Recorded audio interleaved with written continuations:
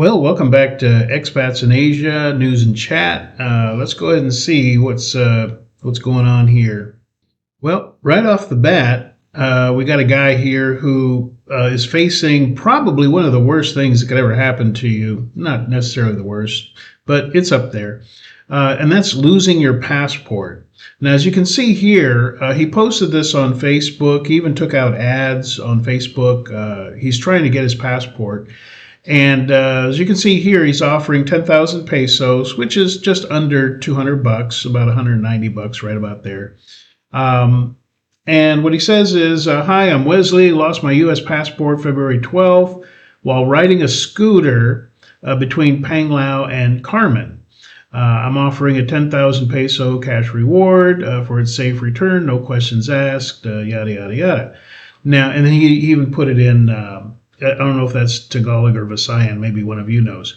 Now, okay, so just going by what he's got here, he's saying that he lost his passport while he was riding a scooter. Okay, so the most likely way that's going to happen is if he had it in his pocket. Now, myself, I usually wear, and again, I've been here a long time. I know what works and what doesn't work. And what I wear is cargo shorts. I have maybe two sets of cargo shorts, which the pockets, they button down with a push button clasp, which is okay. That's workable. But the cargo shorts I prefer are the ones that have actual zippers on the pockets. Because when you're sitting down, it's easy for your phone or your passport to just slip out of your pocket. Now, if he'd have had it in his, and again, I'm assuming that he was actually changing over from one location to the other, because if he was just on a day trip, you don't need your passport. I mean, really, you don't. As long as you have, say, a driver's license or a passport card. In the United States, they'll give you a card that you can keep in your wallet. You can use that to check in at the hotel or wherever you're going. So a safer plan would have been to leave the passport back at his lodging and then have his driver's license or a passport card with him. Which is, you can always replace that later. But the passport, you need that for your plane flight home. So you do not want to lose that. Either leave it at your hotel room if you're just going out for the day, because the only people that can demand to see your passport is immigration. Now, the rental places for the rental scooters, they can ask to look at it, but they cannot keep it as a deposit. They sometimes will ask you got to keep your passport here. Do not do that. If all they're going to do is throw it in a drawer and, change of shift or whatever, they go to lunch, your passport is not in a secure place. So never leave your passport as security when you're renting out a motor scooter or whatever, okay? Again, when you go to check into a hotel, you simply need your ID. They'll usually ask for your passport, like any time that I stay over at the, the Waterfront Hotel there at the airport, they always ask for my passport, which I usually have with me because I'm going to fly. But you can just show them your driver's license from your own home country. That is a valid photo government ID. So you don't want to be like this guy putting out an ad hoping to find your passport. Now, this is not the first time this has happened. So, yeah, let's take a look here. This comes from the Tiger. Let's see. Transgender woman filmed brawling with German tourist in Pattaya. They got a few little photos here, an action shot there. A fight involving a group of Thai transgender women and a German tourist broke out today, February 24th, on Pattaya's Beach Road, with the group heard shouting about taking the foreigner's wallet. So usually what happens here is there's some kind of misunderstanding, as you can imagine, over money or gender. Now, I don't know. I think this comes up at least every month. with this kind of thing going on. If you're going to go to Thailand, just steer clear of them if you don't want a problem. Just work something else out. But yeah, what you don't want is a confrontation, because they do have a reputation that you start fighting with one of them, and next thing you know, you're fighting five of them. And if you go down on the ground, I can only imagine if they're kicking down on you with high heels, that's going to hurt. I've seen in some of the videos, they'll take the high heels off and they'll just start using it like a club to the guy's head. So, yeah, take care and just, try to stay away from these kind of problems. Now, this post, I can only imagine, was posted by some, I don't know, some American, European, Canadian woman back home, some Western woman. And let's see what she's got to say here. She says, nothing makes my skin crawl more as an American woman, so this is an American woman, than when I see an old, ugly foreigner from the USA with a young, gorgeous Thai woman in Thailand. Date your own age. For the longest time, I didn't know what SMH was, shaking my head. So this applies equally. They feel the same way about guys that, meet up and hook up and marry a Filipina. Myself, I'm currently just turned 63, and my wife here in the next month will be turning 26.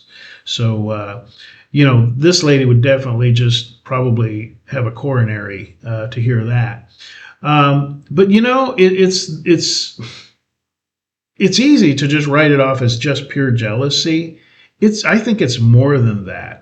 I think it's almost in a way kind of some justice, and they hate it because, so many, and I'm not saying all, there is no all, but so many Western women want to play the field, run around in their 20s. That's a choice they make, even into their mid 30s. And then they start looking in the mirror and they realize they're about to hit the wall, and so now they're in this desperate position to try and land a good guy. The good guy that they found boring in their 20s. Now they want that good guy who's got the solid job, he's responsible, maybe he has his own home, he's, all that, the provider guy. So a lot of them, they don't end up landing that guy, and they get older and older. And pretty soon they're a 45-year-old Catwoman like this one, who just hates the fact that, number one, her prime days are over. And today's prime women in their prime, the ones that are in Thailand or Philippines or wherever else, Vietnam, they're getting the guys that they want. They want the guy who is, again, settled and all that. So that's where I see this kind of comment coming from. Is one friend of mine said, the wall remains undefeated. Because really, men, we really don't care. If we see some older woman with a younger guy, we really don't care. We don't have any feelings about it one way or the other, unless that same woman is going to be a hypocrite and say that it's wrong for us to have an age gap, but it's not wrong for her. But aside from that, and I've seen it before in the Philippines. I've seen older women with some young boy toy Filipino guy. She's already taken him to the mall and gotten him all dressed up to be her arm candy. I don't care. Really, I just do. I could not make myself care. But them, God, it drives them crazy. Why? They just hate to see a man come out on top. They hate to see a man come out ahead and actually just find a good, kind, beautiful young woman who cares about him. Now, granted, some relationships are transactional, and that's a choice that they both make as adults. But a lot of men, it's not transactional. They love that woman, and that woman loves that man. And yeah, what woman doesn't want a man that has his financial act together? I mean, really, only a silly woman would hitch her wagon to a guy that can't pay the rent. So I don't hold that against them at all. So this woman, she's going to do a lot more skin crawling because this is not going to stop. Men are going to continue to travel abroad and find what they can't find in their home country. Okay, here we've got this Indian dude. As you can see, Indian tourist found sleeping on Pattaya Beach, no hotel booking found. So apparently he did not have any kind of hotel booking on his person. He was out there sleeping on the beach, not just taking an afternoon nap. Now, what I keep getting over the last year is that there are more Russians in Thailand and there are more Indians showing up in Thailand. That seems to be the observation by those that are boots on the ground over there. And I can only imagine it's not really welcome. So, yeah, the Thailand is not, as you can see here. Now, it looks like they're trying to help him, but I would imagine, it's not like he didn't know where to find a hotel. He got himself to Thailand and doesn't have the money to really be there. And, it doesn't matter what country it is. They've got enough homeless people. They don't need more deadbeats getting off the plane and sleeping on the beach. And for today's motorcycle entry, we got this guy. That could have been done better. Actually, he shouldn't have even done that at all. Number one, you can tell, no helmet. Not a whole lot of street smarts either. Maybe it went well during rehearsal, but this is not going good. He just cleared the speed bump fine and then figured he would gun it. No. Now he's probably okay. His bike, a few pieces flew off of there, but showboating, young and stupid. Don't do it. And sadly, there's no lack of motorcycle issues abroad. This one here is in Thailand. Foreign motorcyclist injured in, Patong collision after speeding, attempting to overtake, or in other words, unsafe passing. You don't want to get injured overseas. Yeah, just not a good thing to have happen.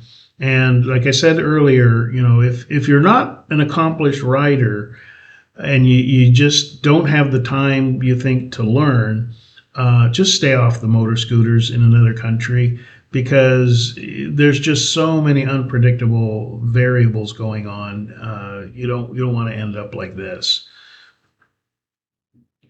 Now, here's an update to, I mentioned this in the last video about the guy who's, I forget if he's a multimillionaire or billionaire, I forget, but incredibly wealthy. He ended up taking a dive, something like 18 floors off of a hotel balcony. Now, this is his ex-girlfriend, and she's basically saying here she had nothing to do with his death, and maybe she didn't. Again, nobody knows. There's no solid leads or evidence saying that she did have anything to do with it. So until then, it's, just a suspicion, an allegation. She's, I guess, what the police would call a person of interest. Multimillionaire Quentin Griffiths and his Thai ex-wife, it's his ex-wife, were embroiled in an ongoing legal dispute at the time of his death. Okay, so there's motive. But again, you need more than that. I had absolutely nothing, this is her speaking, I had absolutely nothing to do with his death. How could I kill him? How would I know anything about it? I live in Bangkok. I wasn't in Pattaya. Well, yeah, doesn't mean you couldn't pay somebody to do it for you. Not that I'm saying she did. I'm just saying in the world of options, it's a possibility. Yeah, what's really bizarre here is somebody pointed out in the comments of the last video when they saw a picture of the guy, they were like, "Hey, he kind of looks like you." Well, maybe a younger version, lighter skinned version. I don't know. I guess I see some possibilities. But what's really scary is when I first saw the picture, I thought it was one of my ex-girlfriends. I mean, I was like, "Whoa, what's she doing there?" And it was a Filipina I dated in Dumaguete. But anyways, just kind of strange that she looks like my ex-girlfriend and he, I don't know, see what you guys think. He kind of looks like me. I don't know. Maybe there's some similar features there. But anyways, the case is ongoing, and yeah, they'll either figure this out or they won't.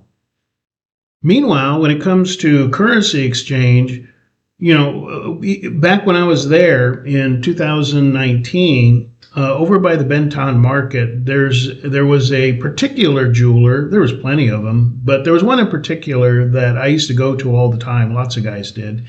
And instead of going to a money exchanger, we would do our money exchanges there, exchange US dollars for local Vietnamese dong.